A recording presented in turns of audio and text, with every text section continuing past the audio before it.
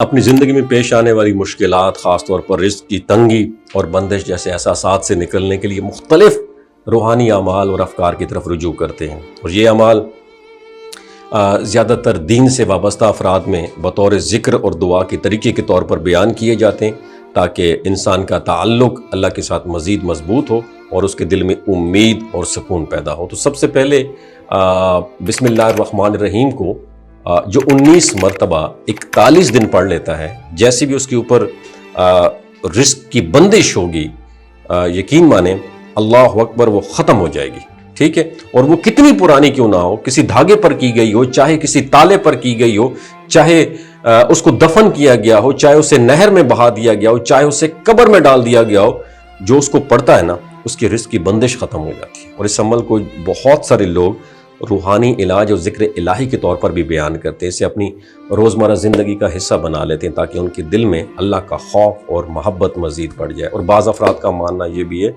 جب انسان مسلسل اللہ کے نام کا ورد کرتا رہتا ہے تو اس کی سوچ پازیٹیو ہو جاتی ہے، دل کا بوجھ کم ہو جاتا ہے اور زندگی کے معاملات میں ایک طرح کا سکون محسوس ہونے لگتا ہے۔ اس لیے لوگ مختلف اذکار کو اپنی مشکلات کے حل اور روحانی طاقت کے حصول کے لیے اختیار کرتے ہیں۔ کہا جاتا ہے ایسے اعمال میں سب سے اہم چیز انسان کی نیت اور یقین ہوتا ہے، کیونکہ اگر دل میں سچائی ہو اور مقصد صرف اللہ کی رضا ہو تو انسان اپنے اندر ایک عجیب سی ہمت اور تسلی محسوس کرتا ہے۔ اور بہت سارے لوگ یہ بھی کہتے ہیں کہ ذکر کرنے سے انسان کے اندر صبر آتا ہے اور وہ مشکل حالات میں جلدی گھبراہٹ کا شکار نہیں ہوتا بلکہ اللہ پر بھروسہ کرتے ہوئے آگے بڑھ جاتا ہے۔ وما علینا الا البلاغ المبین۔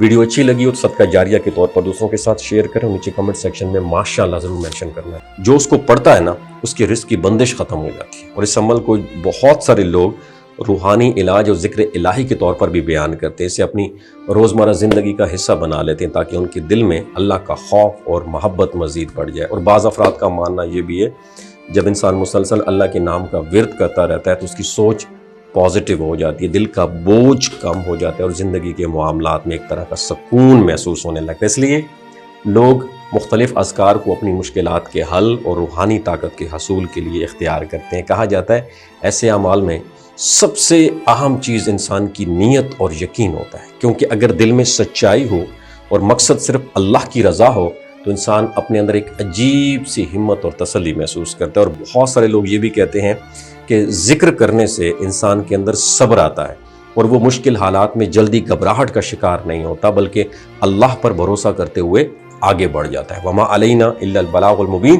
ویڈیو اچھی لگی ہو تو صدقہ جاریہ کے طور پر دوسروں کے ساتھ شیئر کریں، نیچے کمنٹ سیکشن میں ماشاءاللہ ضرور مینشن کرنا ہے۔ بہت سارے لوگ یہ بھی کہتے ہیں کہ ذکر کرنے سے انسان کے اندر صبر آتا ہے اور وہ مشکل حالات میں جلدی گھبراہٹ کا شکار نہیں ہوتا بلکہ اللہ پر بھروسہ کرتے ہوئے آگے بڑھ جاتا ہے۔ وما علینا الا البلاغ المبین۔